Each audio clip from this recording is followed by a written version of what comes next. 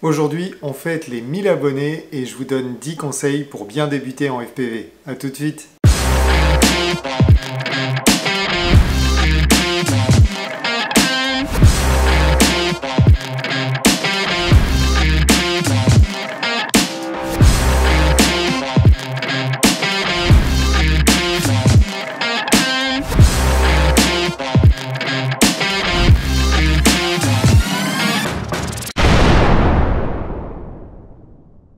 Salut les pilotes, c'est Stéphane, Windy FPV, j'espère que vous allez bien, ça me fait très plaisir de vous retrouver sur la chaîne. Alors oui, ça y est, on vient de passer les 1000 abonnés.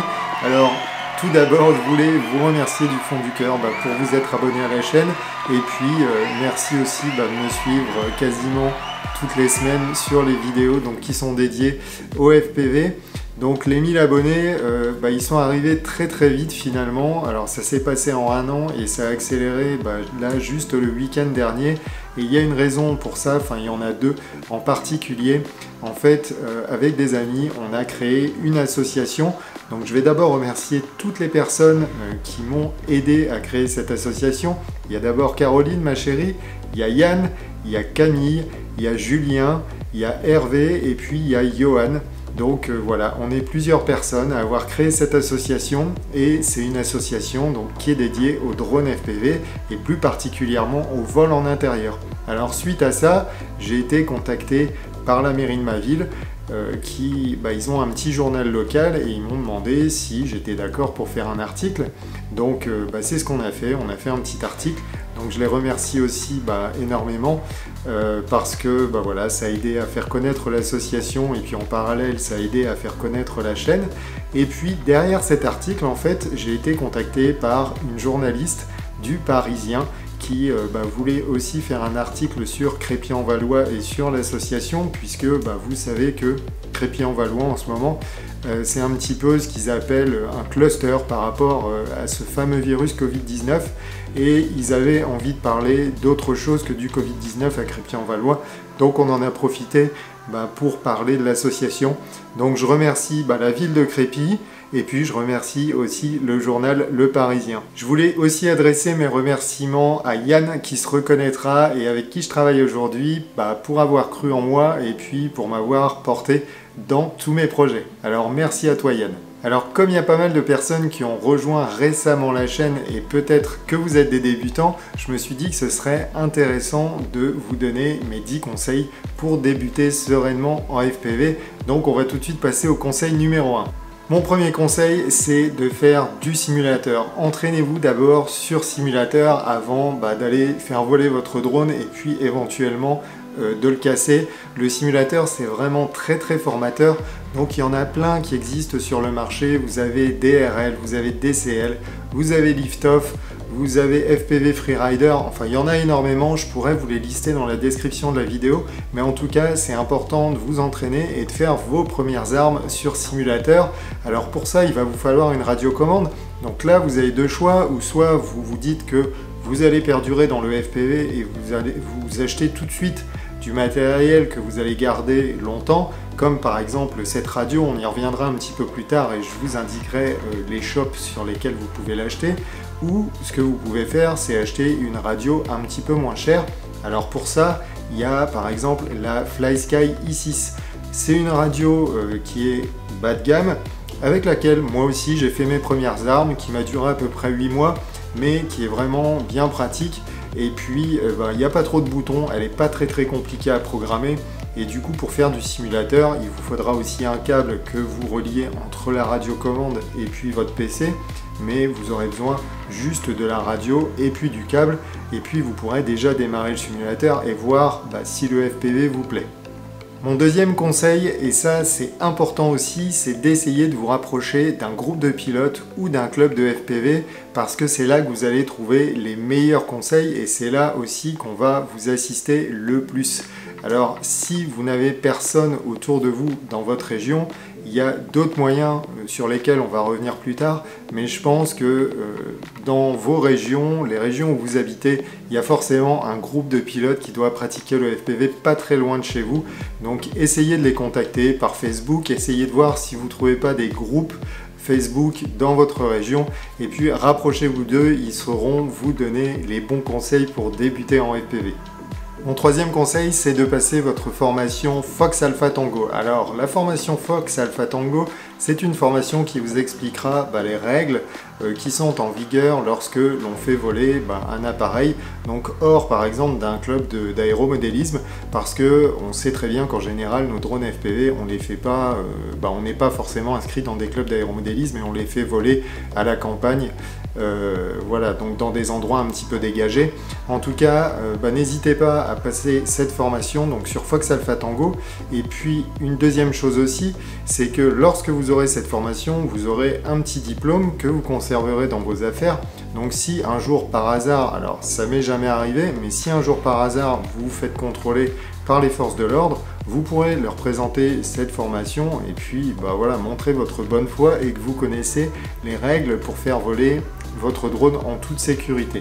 Ensuite, vous avez un autre site qu'il est important d'aller consulter avant d'effectuer vos vols, c'est le site Géoportail Drone.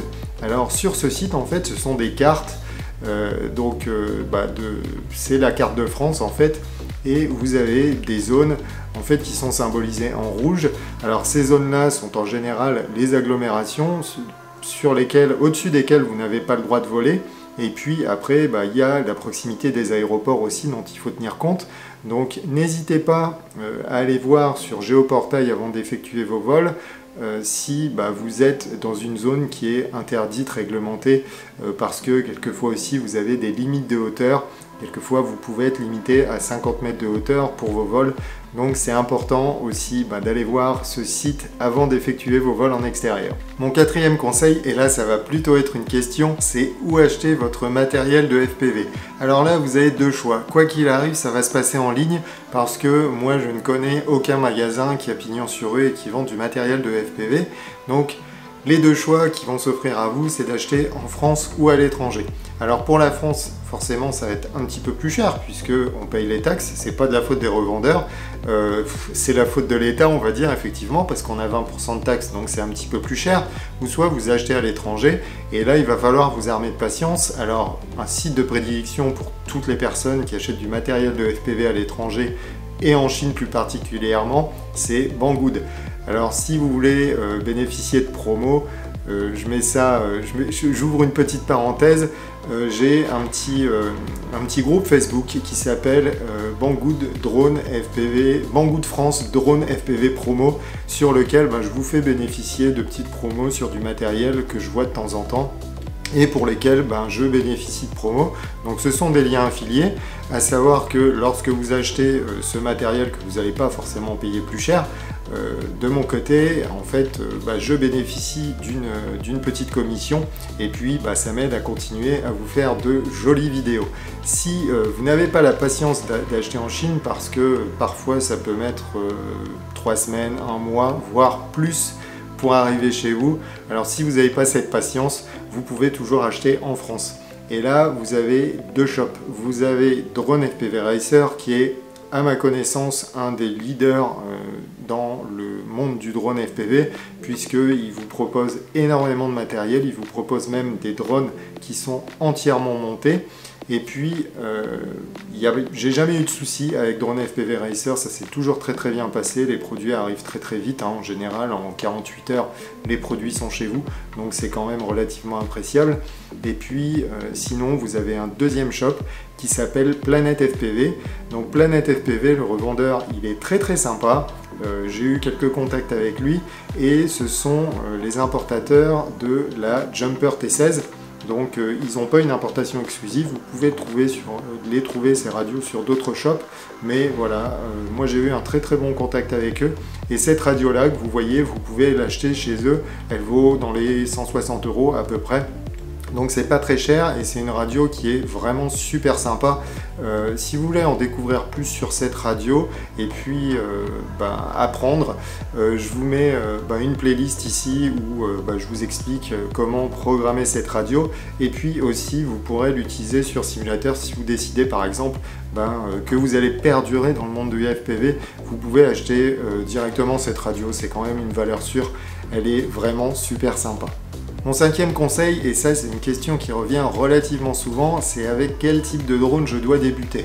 Alors en général, les drones qu'on fait voler sont de taille 5 pouces, donc c'est des drones qui sont quand même relativement gros, qui vont peser aux environs de 500 grammes, voire un petit peu plus, donc ils sont assez lourds, et si vous crachez, forcément, ça va faire un petit peu plus de dégâts, puisqu'ils sont plus lourds, ils ont plus d'inertie.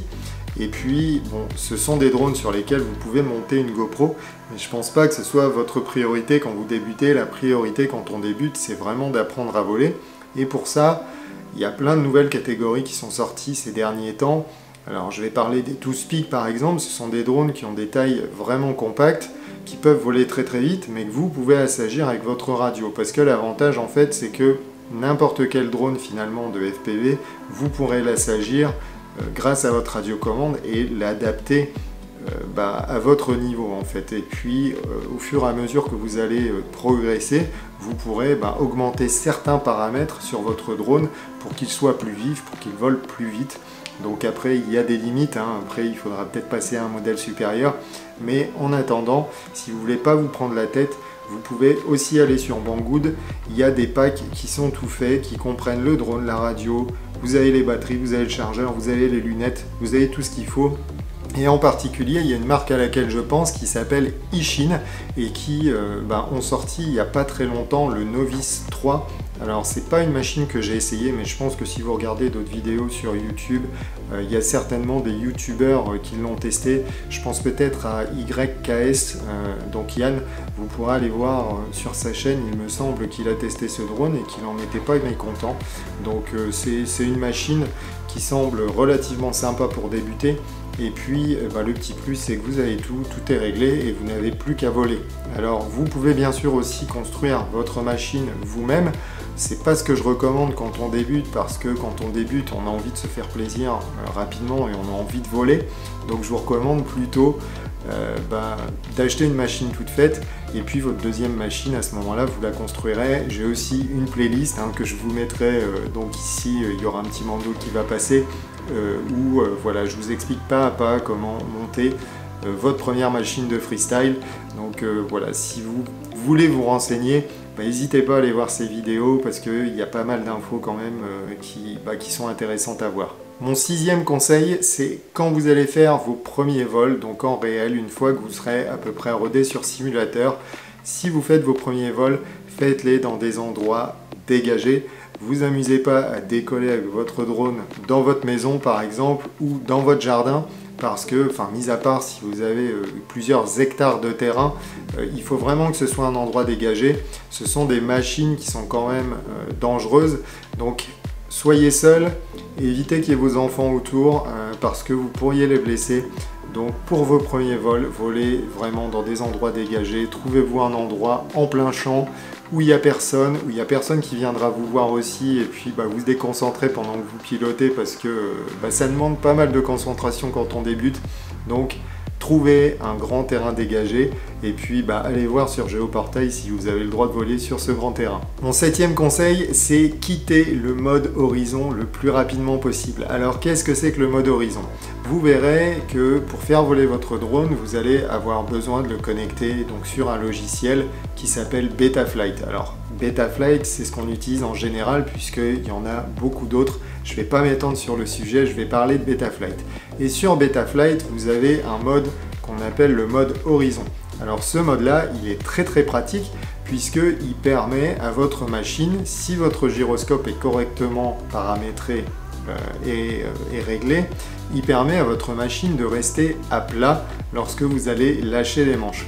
Donc c'est quand même relativement pas mal, puisque si vous apercevez que vous faites une bêtise, vous lâchez en général les manches. Alors pas le manche de gaz, parce qu'au niveau des gaz, ça ne va pas se contrôler tout seul, mais si vous lâchez les manches, votre machine va revenir à peu près à plat, et ça va vous permettre parfois de vous récupérer de quelques situations un peu scabreuses. Donc ce mode-là, je l'ai utilisé, mais ce dont je me suis aperçu, et ce dont beaucoup de pilotes se sont aperçus, c'est que plus on reste dans ce mode horizon, et moins on progresse après, parce que l'étape d'après, c'est ce qu'on appelle le mode accro. Et là, en fait, on est en total contrôle de la machine. et du coup on perd du temps puisque en restant dans le mode horizon un certain temps, on a pris quelques habitudes et ces habitudes, il va falloir se les enlever de la tête, il va falloir enlever de sa tête certains réflexes et plus vous restez en mode horizon et pire ça va être. Donc ça c'est mon conseil, une fois que vous commencez à être habitué, n'hésitez pas à ne plus du tout activer ce fameux mode horizon sur votre drone. Et si vous faites beaucoup de simulateurs, par chance, vous n'aurez peut-être même pas besoin de l'utiliser dans la vraie vie, le mode horizon. Mon 8e conseil, c'est de garder votre matériel le plus longtemps possible. Une fois que vous avez acheté le matériel de vos rêves, donc votre radio, vos lunettes, que vous avez construit votre drone et que vous en êtes content, gardez-le le plus longtemps possible parce que c'est la recette pour vraiment progresser rapidement. Si vous changez souvent de drone, il va vous falloir une période d'adaptation à chaque fois pour vous réhabituer à votre machine et vous n'allez pas forcément progresser. Donc gardez votre machine le plus longtemps possible. Si vous cassez un bras, si vous cassez le châssis, changez juste le châssis, changez un moteur, changez des pièces, mais ne changez pas de drone directement lorsque vous cassez une pièce. Alors, en général, on ne les détruit pas complètement. En général, ce qui se passe sur un crash, c'est qu'on casse un bras, c'est qu'on va tordre une cloche, la cloche d'un moteur par exemple. Donc rachetez ces petites pièces, en plus ce sera beaucoup plus économique, et puis continuez à voler, vous allez voir que vous allez progresser beaucoup plus rapidement comme ça.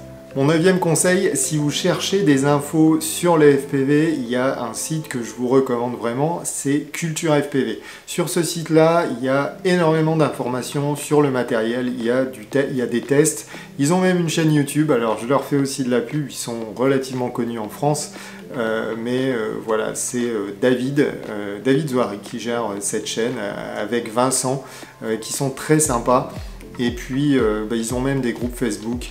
Ils peuvent vous filer des coups de main. Alors vous pouvez poser vos questions. N'hésitez quand même pas, avant de poser vos questions, d'aller faire des petites recherches et puis de regarder un petit peu si on n'aurait pas déjà répondu à ce genre de questions. Mais Culture FPV, c'est une mine d'infos. Il y a énormément de choses et puis il y a énormément de conseils aussi pour les débutants.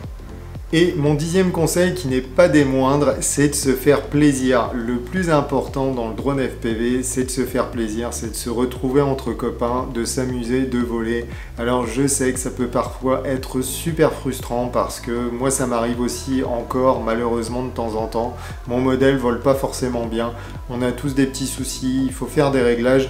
Mais voilà, il faut quand même continuer à se faire plaisir, il ne faut pas se décourager. Et puis si vous avez besoin d'aide, n'hésitez pas à demander. Alors vous pouvez me poser toutes les questions que vous voulez, donc sur ma page Facebook, vous pouvez me poser des questions aussi sur mes vidéos. Je me ferai un plaisir d'y répondre en tout cas. Vous découragez pas et puis prenez du plaisir parce que c'est vraiment super important et c'est un loisir qui en donne beaucoup. Alors voilà, je vous ai donné mes 10 conseils pour bien débuter en drone FPV. Donc si vous voulez acheter votre premier drone sur Banggood, et comme je vous l'ai dit dans la vidéo, n'hésitez pas à utiliser mes liens affiliés. Ça me permettra de toucher une petite commission et puis de vous faire aussi des vidéos de qualité. Il y a aussi, et comme je vous l'ai dit dans la vidéo, une page, un groupe Facebook sur lequel vous retrouverez donc des promos Banggood qui s'appelle Banggood France Drone FPV Promo. Et puis j'ai aussi une page Facebook qui s'appelle Windy FPV et un compte Instagram qui porte le même nom. Donc n'hésitez pas à vous abonner aussi à ces deux pages. Et enfin, pour fêter les 1000 abonnés, je vais vous offrir un drone. Alors ce drone, c'est un petit drone, c'est un TwoSpeak, c'est le Sailfly X de chez Happy Model. Donc pour le gagner, c'est très simple.